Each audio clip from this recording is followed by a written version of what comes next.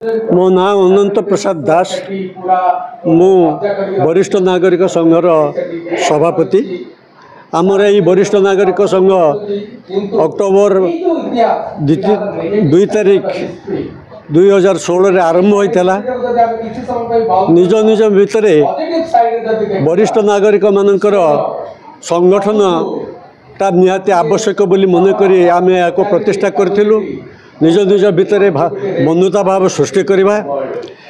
Car दुख बेले आम तांको साहाय्य करवा बीट मेडिकल रे हो किंबा फाइनेंशियल हो आम से सब साहाय्य कर आसुछु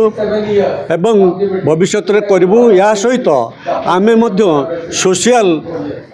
फंक्शन गुड़ाक बहुत करूँ अनाथाश्रम अनाथ बालक बालिका मानू आम साहाय्य करूँ आउ वृद्धाश्रम वृद्ध वृद्धा मानू आम प्रत्येक वर्ष साहाय्य कर आसुछु एवं भविष्य आम यहाँ करूँ आमर ये प्रतिष्ठा दिवस 10 वर्ष पूर्ण है एवं या बहुत मात्रा रे सफल होइछि बोली मो आशा करे। आगामी लक्ष्य रही आमर ए जो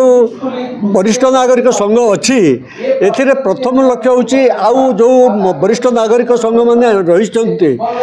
वरिष्ठ नागरिक माने रहिसंती समानको मेंबरशिप करिवो एवं सामाजिक क्षेत्र रे आउ टिके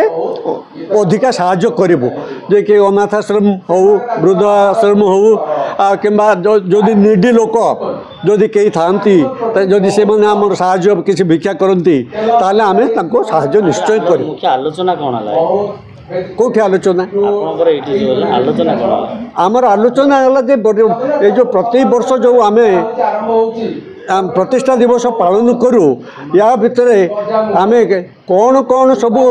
पूर्वर करूँ से सब विषय आलोचना है एवं आमर 70 वर्ष जो मैंने पदार्पण करिसंती आमर ये वरिष्ठ नागरिक मानू आम ये संबर्धना ज्ञापन करूँ आमर गेस्ट थिले state federation president senior citizenship mister Madhumadhav Jena deputy managing director former deputy managing director state bank of India mister Anup Kumar Mahapatra Brahma Kumari Gita भौणी आउ आमर मेयर को आम अनुरोध करूँ से किंतु टिके अल्प समय